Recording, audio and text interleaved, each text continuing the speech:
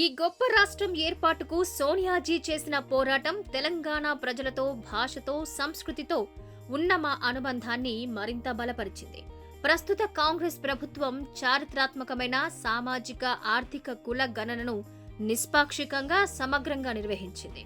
ఈ సర్వే భవిష్యత్తు జనాభా లెక్కలకి మార్గదర్శకంగా నిలిచే కొత్త ప్రమాణాన్ని సృష్టించింది. ఈ సర్వే ఆధారంగా తెలంగాణ ప్రభుత్వం స్థానిక సంస్థల ఎన్నికలు మరియు విద్యా సంస్థల్లో 42% ఓబీసీ రిజర్వేషన్ను సిఫార్సు చేస్తూ చారిత్రక నిర్ణయం తీసుకుంది. ఈ బిల్ ఇప్పుడు గౌరవనీయ రాష్ట్రపతి గారి అనుమతి కోసం ఎదురు చూస్తోంది.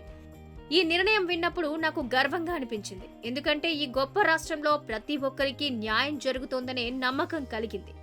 తెలంగాణ మోడల్ దూరదృష్టి కలిగినది, సమగ్రతతో నిండినది, 21వ శతాబ్దపు డేటాతో ముందుకు సాగుతోంది. ఇది సోషల్ జస్టిస్ 2.0 భారత భవిష్యత్తును నిర్వహించే మార్గదర్శి. ఇవి స్వయంగా రాహుల్ గాంధీ చెప్పిన మాటలు. ఆయన భావోద్వేగం చూసిన తరువాత మనకు గుర్తొచ్చేది ఒక్కటే: సమాజ న్యాయం, ప్రజల ప్రగతి. ఇది రేవంత్ రెడ్డి తెలంగాణ. ఈ సంకల్పానికి మార్గదర్శకుడు మన తెలంగాణ సీఎం రేవంత్ రెడ్డి. ఆయన నాయకత్వం వల్లే బీసీ రిజర్వేషన్లు, కులగణన వంటి చారిత్రక నిర్ణయాలు తీసుకోబడ్డాయి.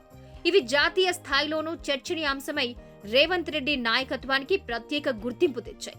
ఇప్పుడు ఆయనే దేశానికి రోల్ మోడల్ అయ్యారు. ఈ మంచి నిర్ణయాన్ని ఎవ్వరూ వ్యతిరేకించలేరు. స్వయంగా రాహుల్ గాంధీ ఈ నిర్ణయంపై భావోద్వేగంగా స్పందించడం చూసినప్పుడు రేవంత్ రెడ్డి చేసిన గొప్ప పని ఎంత విలువైనదో అర్థమవుతోంది. కాంగ్రెస్ హైకమాండ్ ఆయన నాయకత్వంపై పూర్తిగా సంతోషంగా ఉందనే విషయం స్పష్టమవుతోంది.